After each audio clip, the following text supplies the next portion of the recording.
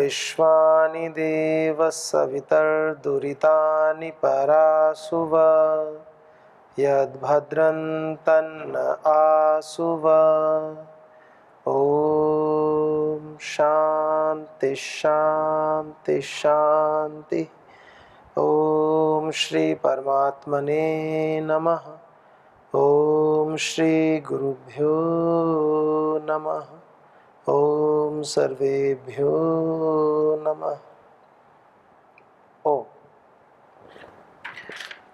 वैदिक संस्कृति के स्वाध्याय क्रम में हम सत्यार्थ प्रकाश का अध्ययन कर रहे हैं और सत्यार्थ प्रकाश में भी जो द्वितीय समुल्लास है, महर्षि दयानंद सरस्वती जी जिन्होंने अपना पूरा जीवन सत्य सनातन वैदिक धर्म के प्रचार प्रसार के लिए आहूत किया, इस संपूर्ण समष्टि में वैदिक विचारधारा को वेदों की कसौटी के आधार पर पूर्ण रूप से प्रामाणिकता के साथ में सत्य सिद्धांतों का आश्रय लेकर के निडर होकर के निर्भीक होकर के समस्त जगति के समक्ष प्रस्तुत किया। तो ऐसे हमारे श्री गुरुदेव परम श्रद्धेय श्री योग ऋषि श्री स्वामी जी महाराज और परम श्रद्धेय आचार्य श्री जी, उनका जो व्यक्तित्व है, कृतित्व है, वो भी ऐसे ही महापुरुषों के पावन जो उपदेश है, जो दिशा निर्देश है, उनके अनुरूप अपने जीवन को जीते हैं और आगे कार्य करते हैं। महर्षि दयानंद सरस्वती का जो विशेष योगदान इस समष्टि को है, वह है वेदों का प्रचार प्रसार। पाखंड, असत्य, अन्याय, झूठ और कुरीतियां जो समाज में व्याप्त थीं, उनका खंडन करना। और इतना ही नहीं, साथ में शिक्षा के माध्यम से संस्कृति का प्रचार प्रसार करना। इस पक्ष को बहुत कम लोग जानते हैं। महर्षि दयानंद सरस्वती जी का नाम आया और सोचते हैं कि बस खंडन मंडन शुरू।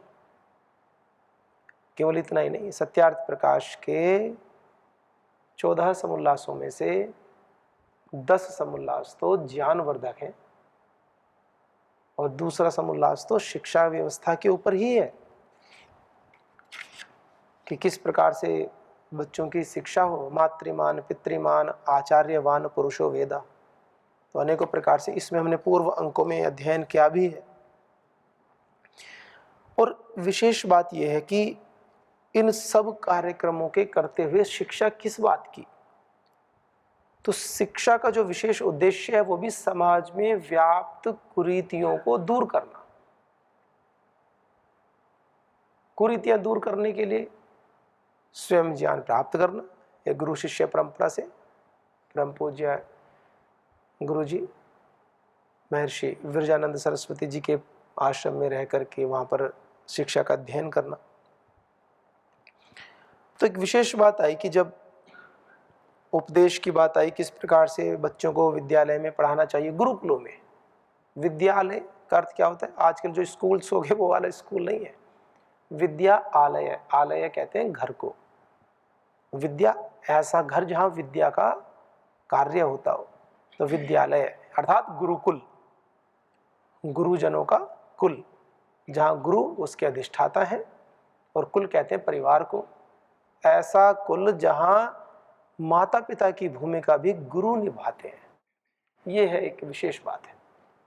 माता पिता हो सकता है कि ज्ञान में कम हो, लेकिन गुरुजन जिनका कार्य ही विद्या का है, वैदिक शास्त्रों का अध्ययन अध्यापन का कार्य है, तो उनसे मिलने वाली जो शिक्षा होती है वो वेदोक्त शिक्षा होती है और मनुष्य को जीवन में कभी भी पतन की ओर अग्रसर नहीं करती है। इसीलिए आप देखिए कि कौटिल्य अर्थशास्त्र में आचार्य चाणक्य ने कुलीन शब्द का प्रयोग बारंबार किया है। कुलीन, आमात्य कैसा हो, कुलीन, सेवक कैसा हो, कुलीन, पाचक कैसा हो, कुलीन।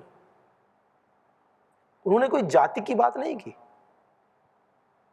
जातिगत व्यवस्था की बात नहीं की। उन्होंने कहा कुलीन, अर्थात जो संभ्रांत अच्छे परिवार से हैं, और अच्छे परिवार का भी वहां पर कोई धन वैभव संपत्ति से आकलन नहीं किया, कि जो परिवार एक कालखंड से मर्यादित आचरण करता हुआ समाज में अपना योगदान निर्धारित करता है, उसको उन्होंने कहा कुलीन परिवार। और आप देखिए आज भारत में भी ऐसी बहुत सारी संस्थाएं हैं, और विशेषकर सेना में कुछ ब्रांचेज ऐसी हैं, वहाँ केवल और केवल जो ऐसी जासूसी वाली और जो विशेष गोपनीय सेवाएं हैं, उनमें उन बच्चों को लिया जाता है जिनके परिवार का कम से कम 2 से 3 पीढ़ियों का इतिहास सेना का रहा है, ताकि वो देशभक्ति के संस्कार उनके जीन्स में आ गए हैं। 3-3, 4-4, 5-5 पीढ़ी से जिनके घर परिवारों में कोई शहीद हुए हैं, उसके बाद भी उन्होंने उसी परंपरा को आगे बढ़ाया है। तो ये दिखाता है dedication, devotion towards Indian army. तो अनेकों प्रकार से आर्मी के हो, एयरफोर्स के हो, नेवी के हो, सेना की बात मैं कर रहा हूं। तो ये सब स्वाभिमान की बातें कैसे आती हैं? जीवन में जब तक ज्ञान का स्तर ऊंचा नहीं होता, तब तक स्वाभिमान का स्तर ऊंचा नहीं हो सकता। आप कहेंगे कि कुछ लोग तो ऐसे भी होते हैं जो पढ़े लिखे कम होते हैं, लेकिन स्वाभिमान तो बहुत रखते हैं देश के प्रति। इस शिक्षा का अर्थ केवल हम लिटरेसी रेट से नहीं लेते। आजकल जो चलता है कि जिसने हस्ताक्षर कर दिए वो साक्षर, हस्ताक्षर करके साक्षर, मैं संस्था का नाम नहीं लेना चाहता, एक सरकारी संस्था है, वहाँ पर प्रोफेसर्स, बड़ी संस्था है,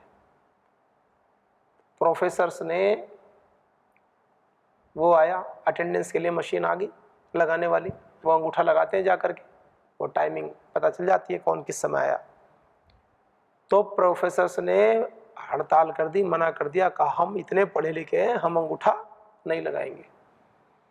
इलेक्ट्रॉनिक मशीन पे अंगूठा लगाते थे, जैसे जाते थे वहाँ की वही होगी 9 बजे आए हैं कि 9:05 पे आए हैं, और मशीन का काम ऐसा होता है, साइन करें तो 9:05 में 9 व्यक्ति लिख दे, 9:10 पे भी 9 लिख दे कि चलो 2-4 मिनट आगे पीछे हो गया, लेकिन मशीन है 1 मिनट भी लेट है तो अटेंडेंस हाफ हो जाती है उसमें। तो इन सब बातों को विचार करके उन्होंने क्या कहा, एक मोमेंट चला दिया पूरे सब प्रोफेसर्स ने मिल करके, और क्या कहा, बहाना बनाया कि हम तो पढ़े लिखे हैं, हम अंगूठा थोड़ी लगाएंगे। ऐसे ऐसे या क्या बना दिया कि अंगूठा लगाना कि अनपढ़ का काम है। लेकिन आप देखो ये कितना बड़ा विज्ञान है। एक अंगूठे को, ये 1 इंच का अंगूठा, और इसके अंदर वर्तमान में भारत में लगभग 800 करोड़, भारत सहित पूरे विश्व में लगभग 800 करोड़ की आबादी है, जनसंख्या है। और ये जो थंब इम्प्रेशन है ये सब के अलग अलग है। इस 1 इंच में कितना व्यापक विज्ञान भरा पड़ा है। ये अंगूठा लगाना अनपढ़ होने का प्रतीक नहीं है, ये अंगूठा लगाना तो उस परमात्मा की संरचना को समझ सको तो बड़ा व्यापक कार्यक्रम है। और आज सारे पढ़े लिखे अंगूठा ही लगा रहे हैं। कोर्ट में जाओ अंगूठा लगाओ, साइन तो डुप्लीकेट हो सकते हैं, अंगूठा डुप्लीकेट नहीं हो सकता। ये कितना बड़ा विज्ञान है। तो महर्षि दयानंद सरस्वती जी ने समाज से जो कुरीतियां हैं उनको हटाने के लिए बड़ा विशेष पुरुषार्थ किया है। और हमारे अंदर स्वाभिमान तब आता है जब हम सत्य शास्त्रों का, वैदिक ज्ञान के प्रति, सत्य शास्त्रों के प्रति पूर्ण समर्पित होते हैं। और समर्पण का भाव तब आता है जब हमें ठीक ठीक बोध हो। कॉन्फिडेंस कब आता है? एक व्यक्ति है, 2 भाई हैं, एक भाई चोरी करते हुए पकड़ा गया, दूसरे भाई की नजरें क्या गर्व से ऊंची होंगी? उसका कॉन्फिडेंस लो हो जाएगा, समाज में भी जाएगा तो नजरें झुका करके जाएगा कि मेरे भाई ने चोरी कर ली। समाज में लोग भी कहेंगे देखो इसका भाई चोर है। उसका कॉन्फिडेंस स्वतः ही लो हो जाएगा, क्योंकि ज्ञान अशुद्ध हो गया। भाई ने चोरी कर ली, वो नहीं करता, लेकिन फिर भी संबंधों की वजह से सामाजिक जो ज्ञान है वो कैसा है कि इसका भाई चोर है, तो ये भी लोग उससे भी दूरी बनाएंगे। और बड़े परिप्रेक्ष्य में ले लीजिए, किसी का भाई कोई आतंकवादी निकल जाए पूरे पूरे समाज बॉयकॉट कर देता है। हालांकि अपवाद रूप में एक दो समाज ऐसे भी हैं, एक दो संप्रदाय मजहब के वो और उनका महिमा मंडन करते हैं, जो कि अत्यंत निंदनीय और दुर्भाग्यपूर्ण है। और एक दूसरा पक्ष क्या है, एक का भाई पढ़ लिख करके बहुत विद्वान बन गया, अच्छे पद पर है, कलेक्टर बन गया, कैबिनेट सेक्रेटरी बन गया, बड़े पद पर, फाइनेंस मिनिस्टर बन गया, एचआरडी मिनिस्टर बन गया, अच्छे संदर्भ में बात किया, और उसके भाई को क्या होगा, गौरव होगा, सुप्रीम कोर्ट का चीफ जस्टिस बन जाए तो उसके भाई को क्या होगा, कॉन्फिडेंस आ जाएगा अपने आप। कहीं भी जाएगा तो उसको ये लगेगा मेरा भाई सुप्रीम कोर्ट का जज है, तो अपने गांव में, कस्बे में, देहात में, शहर में, जहां भी वो रहता है, अपनी लोकेलिटी में भाई तो जज होगा सुप्रीम कोर्ट का दिल्ली में, लेकिन अपनी लोकेलिटी का सुप्रीम कोर्ट का जज वो स्वयं है। उसको वही गौरव रहेगा और समाज भी उसको वैसा ही मानेगा कि हाँ भाई इसके तो भैया जज है। वो स्वाभिमान, तो स्वाभिमान कब आता है, जब हमारा इतिहास अच्छा, जब हमारा ज्ञान शुद्ध हो।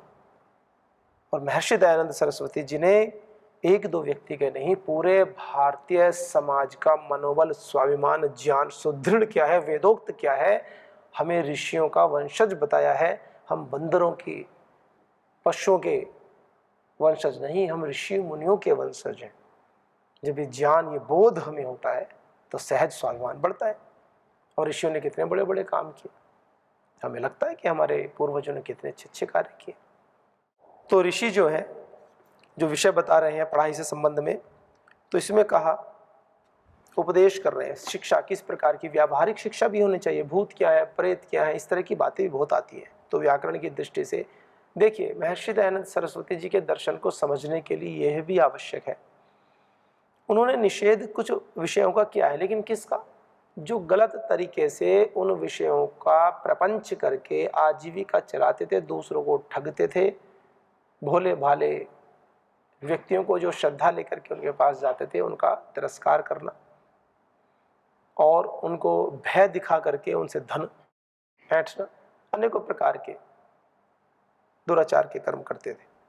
उनके लिए ऋषि दयानंद ने विशेष पुरुषार्थ किया है। कहा कि जब 5-5 वर्ष के लड़का लड़की हो तब देवनागरी अक्षरों का अभ्यास करावें, अन्य देशीय भाषाओं के अक्षरों का भी अभ्यास करावें। उसके पश्चात जिनसे अच्छी शिक्षा, विद्या, धर्म, परमेश्वर, माता पिता, आचार्य, विद्वान, अतिथि, राजा, प्रजा, कुटुंब, बंधु, भगिनी, भृत्य आदि से कैसे कैसे वर्तना, इन बातों के मंत्र, श्लोक, सूत्र, गद्य, पद्य भी अर्थ सहित कंठस्थ करावे। देखा शिक्षा के विषय में क्यों करावे, जिससे संतान किसी धूर्त के बहकावे में न आवे। बहुत केसेस होते हैं, लव जिहाद, अनेकों प्रकार के जिहाद चलते रहते हैं, जिनको सत्य का पता नहीं होता, बहनें, बेटियां फंस जाती है इधर उधर। फिर कोई सूटकेस में बंद मिलती है, किसी के कितने टुकड़े होते हैं, अनेकों प्रकार की घटना। ये तो एक सामान्य घटना है, सामान्य तो क्या, बहुत ही दयनीय स्थिति है। कुछ घटनाएं ऐसी हैं जो फ्लोटिंग सरफेस पे रहती हैं, स्मरण हुआ आता है तुरंत। जघन्य अपराध जिसको कहते हैं, है क्या, मूल में अज्ञान है। गुरु गोविंद सिंह ने शिक्षा दी है कि ठीक है आप व्यवहार करें, जैसा जो आवश्यक है उतना तो करें, लेकिन ऐसा विश्वास ना करें।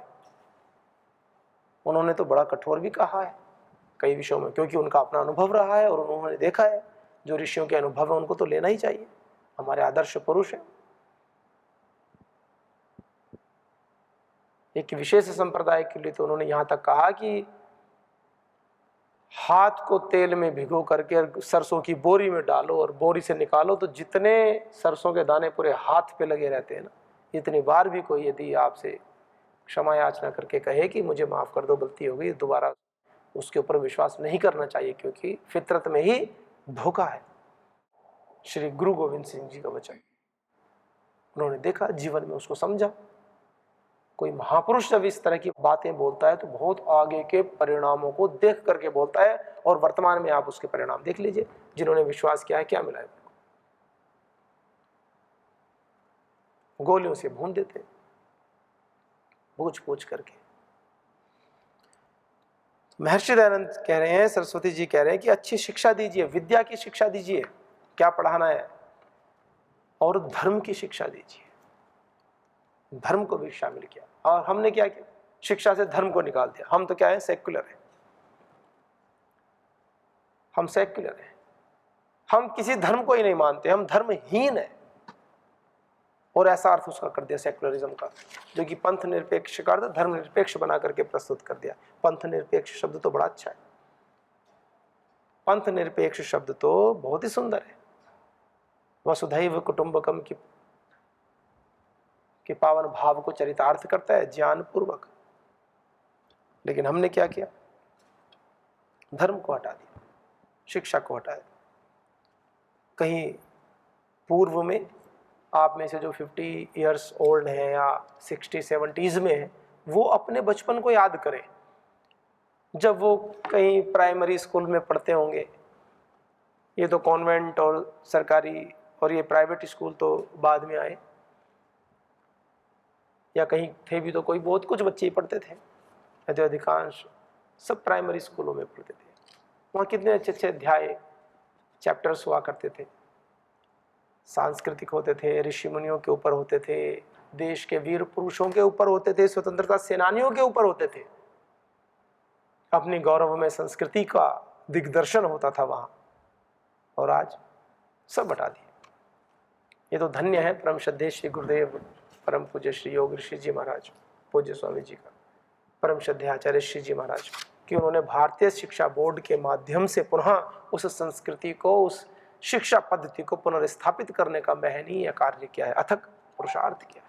तो महर्षि दयानंद सरस्वती जी कह रहे हैं कि बच्चों को जब घर पे रहें 5 वर्ष तक, तब तक घर पे भी देवनागरी अक्षरों आदि का अभ्यास कराएं, अन्य देशीय भाषाओं के अक्षरों का भी अभ्यास कराएं। बताइए, राष्ट्रीय भाषा का अभ्यास तो कराएं, और प्रांतीय भाषाओं के विषय में भी कहा उनका भी अभ्यास कराएं, ताकि भाषाएं लुप्त ना हो। क्या करते हैं, बच्चे छोटे होते हैं, उनको कॉन्वेंट आदि में इधर उधर बाहर भेज दिया, इंग्लिश मीडियम में। अरे इंग्लिश एक लैंग्वेज है, सिखा दो, कौन सी बड़ी बात है। लेकिन इंग्लिश के चक्कर में सब कुछ संस्कृति को ही भुला देते हैं कि पता नहीं क्या है। और आजकल वो लिखा मिलता है, आइए रैपिडेक्स इंग्लिश कोर्स, 90 दिन में फर्राटेदार अंग्रेजी बोलना सीखें। जो अंग्रेजी 90 दिन में फर्राटेदार आ जाती है, उसको सीखने के लिए बच्चों को बचपन से लेकर के, नर्सरी से लेकर के और पूरा ग्रेजुएशन पीजी तक अंग्रेजी रटाते रहते हैं। उसके चक्कर में सारी देश की संस्कृति भुला देते हैं, सभ्यताएं भुला देते हैं, संस्कार भुला देते हैं, ज्ञान परंपरा से विलग कर देते हैं। गाय शब्द को गाय बोलो, समझ में आता है, गाय बोलने में भी गाय, सुनने में भी गाय, बचपन से बच्चों ने सुना भी गाय है, कहीं भी जाएंगे तो गाय से गाय सुनेंगे।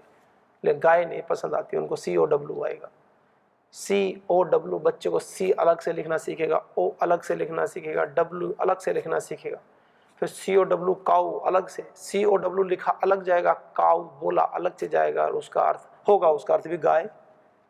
भारत में बच्चे काऊ कहेंगे तो गाय फिर भी लाके, तो अनावश्यक डबल डिजिट ज्ञान एक और करा दिया। वो काऊ भी याद रखे, COW भी याद रखे, और गाय तो याद रखनी, गाय को तो फिर भी नहीं भूलेगा वो, गाय तो फिर भी याद रखनी, क्योंकि मूल में तो गाय है।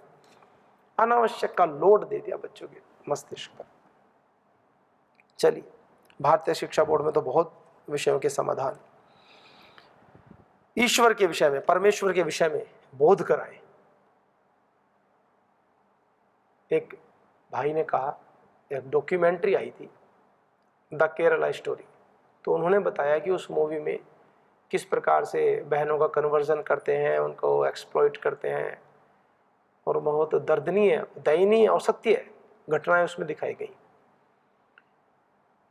तो उसमें एक बहुत अच्छे परिवार को जब कन्वर्ट कराया जा रहा था, तो उसमें वो बच्ची ने, जब ये सब हो गया, उसको पता चला, वो आई और बहुत दुखी हुई, पीड़ित हुई। उस बच्ची ने अपने माता पिता से एक प्रश्न किया, और वो प्रश्न बड़ा हृदय विदारक है। तो उस भाई ने बताया कि उस बच्ची ने लाचार होकर के अपने माता पिता से ये पूछा, उस युवा बहन ने, जो कि भटक गई थी, जो चंगुल में फंस गई थी, फंसाते हैं, बड़ा भयंकर प्रपंच है। तो उस बच्ची ने पूछा माता पिता से, कहा कि आप लोगों ने मुझे सब शिक्षा तो दी माँ पिताजी, लेकिन आपने मुझे हमारी संस्कृति के बारे में, हमारे धर्म के बारे में ये शिक्षा क्यों नहीं दी? वो बड़ा उसने मार्मिक प्रश्न किया, और ये प्रश्न उसने अपने माता पिता से नहीं किया। मैं कोई फिल्में देखने का समर्थक नहीं हूँ। एक विषय आया, उन्होंने एक बात बताई, और मैं विरोधी भी नहीं हूँ, अच्छी अच्छी चीजें हैं, देख लिया करो भाई, इसमें क्या। तो एक बात उन्होंने कही कि आपने मुझे धर्म की शिक्षा क्यों नहीं दी, हमारी भारतीय संस्कृति की, भगवान, इन विषयों में क्यों नहीं अवगत कराया। ये विशेष बात है। क्यों? ये ऋषि दयानंद कह रहे हैं कि बचपन से बच्चों को धर्म की शिक्षा दीजिए, आप ईश्वर का ज्ञान दीजिए, परमेश्वर परम सत्ता क्या है उसका ज्ञान दीजिए। आप माता के साथ कैसा व्यवहार करें, पिता के साथ कैसा, आचार्य के साथ कैसा, विद्वान, अतिथि, राजा, प्रजा, सबके साथ किस, कुटुंब में कैसा व्यवहार करें। संयुक्त परिवार में रहना भूल गए। संयुक्त परिवार की देखिए कितनी विशेषता होती है। छोटा बच्चा है, किसी बात से परेशान हो गया, माता जी ने डांट दिया, कहाँ जाए। न्यूक्लियर फैमिली हो, एकल परिवार, तो क्या होगा, पिताजी ड्यूटी चले गए, और अब तो ऐसा पिताजी भी ड्यूटी चले गए और माताजी भी ड्यूटी चले गई, बच्चे पालने के लिए कोई रख लिया केयर टेकर, वो पूरे दिन अपने कार्य में रहते हैं, बस बच्चे को ही देख लेते हैं, कोई चोट ना लगे बस। बाकी जिस बच्चे के पालन के लिए, जिस बच्चे की उच्च शिक्षा के लिए, जिस बच्चे के संस्कारों के लिए जो बच्चा प्रारंभ में, बचपन में नए नए अभ्यासों को सीख रहा है, उसको सिखाने के लिए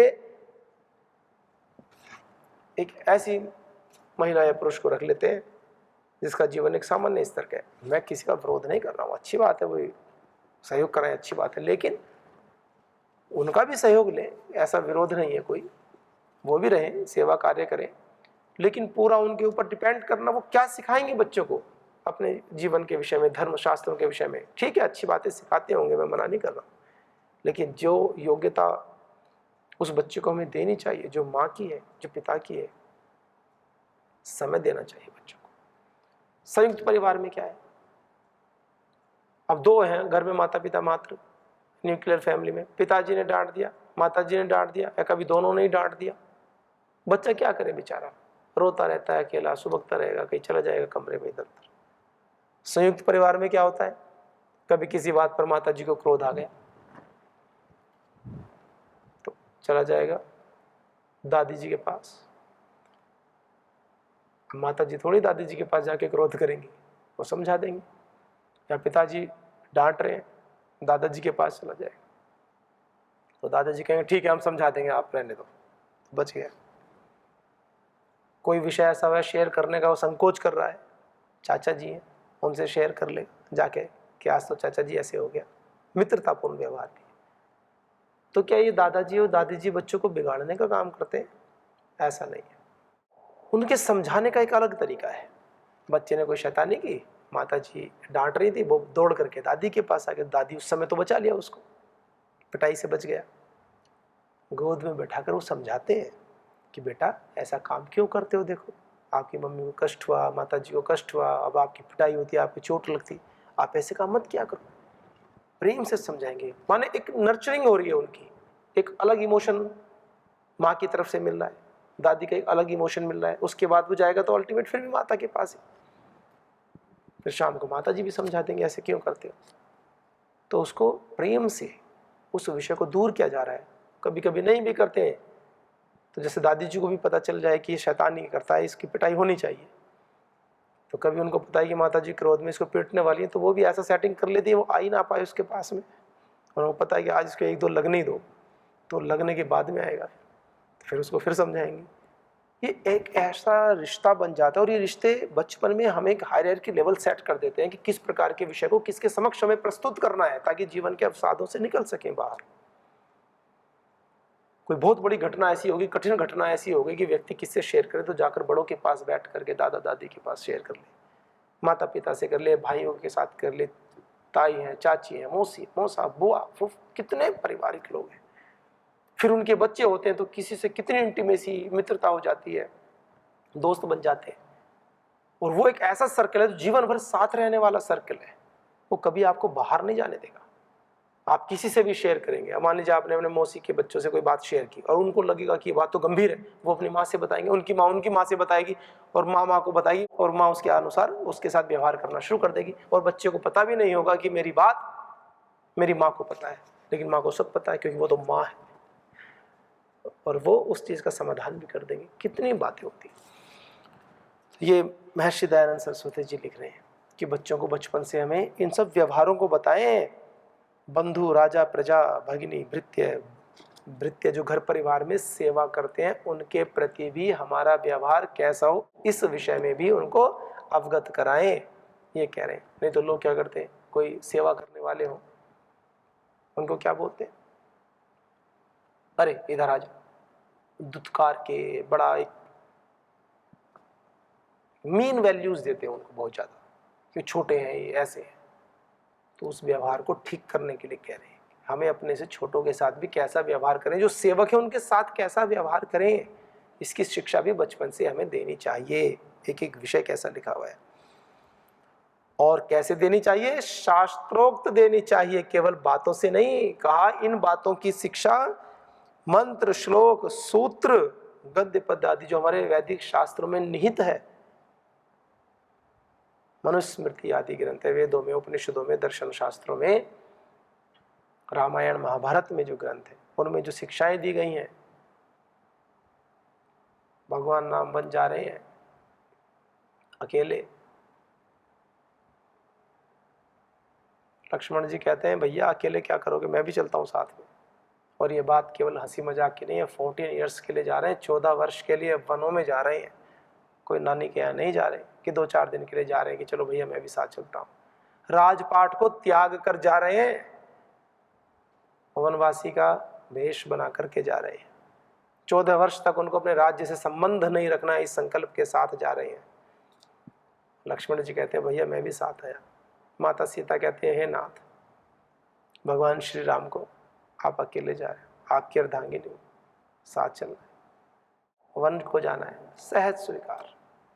शिक्षा का प्रभाव, गुरुजनों की दी हुई शिक्षा का प्रभाव, गुरुकुलीय शिक्षा का प्रभाव की प्रत्येक परिस्थिति में अचल रहना है, अडिग रहना है, समत्वम योग उच्यते, समता का प्रदर्शन करना है।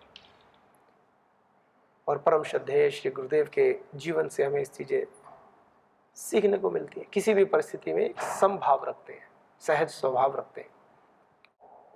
इसलिए वैदिक सिद्धांतों का पढ़ना, ये कहा ना, इसलिए संतान किसी धूर्त के बहकावे में न आवे और जो विद्या और धर्म विरुद्ध भ्रांति जाल में गिराने वाले व्यवहार हैं उनका भी उपदेश कर दें, जिससे कि भूत प्रेत आदि मिथ्या बातों का विश्वास न हो।